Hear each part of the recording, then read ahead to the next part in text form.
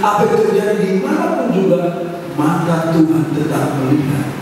Sehingga orang tidak bisa berkata, aku nggak tahu. Tuhan tahu. Tuhan tahu segala kesalahan kekurangan kita. Apa yang ada pikiran kita, ada hati kita, Tuhan tahu semua. Jadi waktu Ananias berdoa, langsung Rasul Petrus berkata, Ananias tidak tahu kemasukan setan dan marahnya berapa. Langsung tanpa hormat segala, langsung saja, kenapa kamu penuh dengan roh setan? Kenapa? Ini buat yang ini benar kamu sudah berdusta kepada Allah, toh langsung mati sudah langsung mati karena tidak jujur. Sedang Barnabas dia dapat uang itu juga yang tidak dikurangi, yang tidak ditambah, itulah yang pertama. Kejujuran dalam hal memberi. Lalu kata Alkitab, saya sudah katakan kepada saudara, kalau kita pun pada hati kita pada satu waktu ada ketidakjujuran, ada yang tidak benar dalam hati kita, Tuhan mau sucikan hati kita.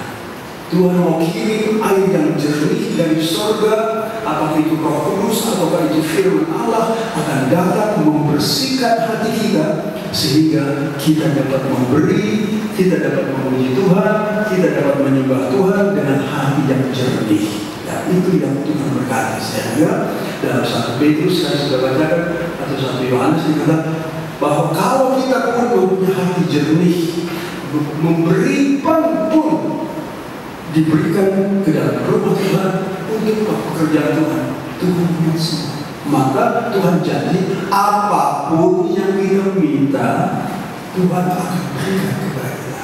Amin. Karena pegangannya, kalau saja kita memberi dengan hati yang jujur. Nah, itulah kehebatan daripada Barnabas adalah dia adalah orang yang baik, arif, jujur. Nah, sekarang dia menasihati. Apa artinya dia menasihati? Saudara-saudara, kata menasihati ini dalam bahasa aslinya berarti memanggil seorang datang ke sisi, ke sebelah orang. Jadi misalnya Barnabas ini dia berbicara, dia menasihati, dia datang sebagai orang seperti dipanggil untuk memberikan nasihat.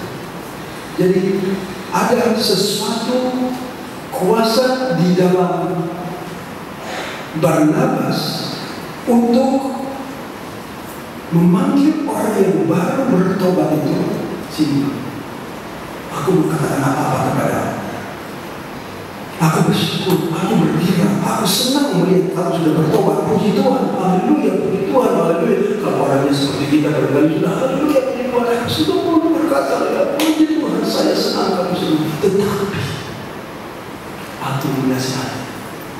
Artinya dia panggil kamu, mari kemari, datang kemari di sisiku.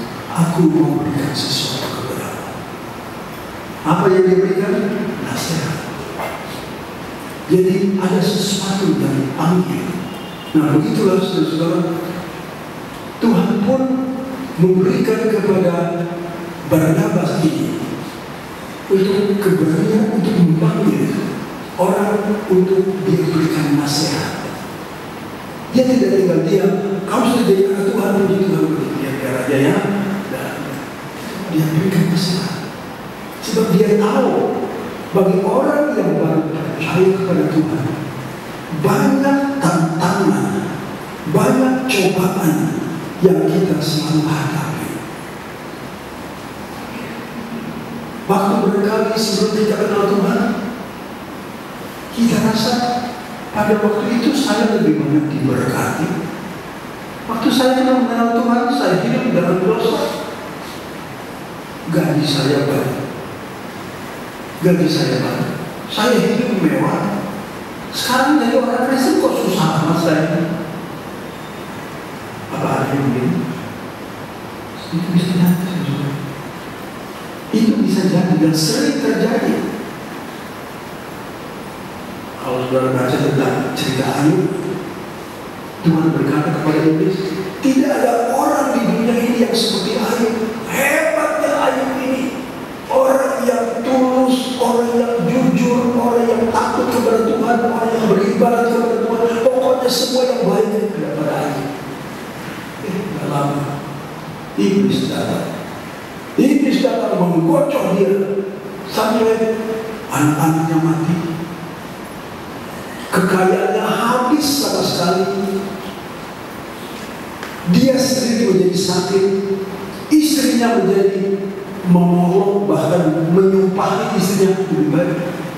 Suaminya disumpahi oleh istri, lebih baik kau mati aja.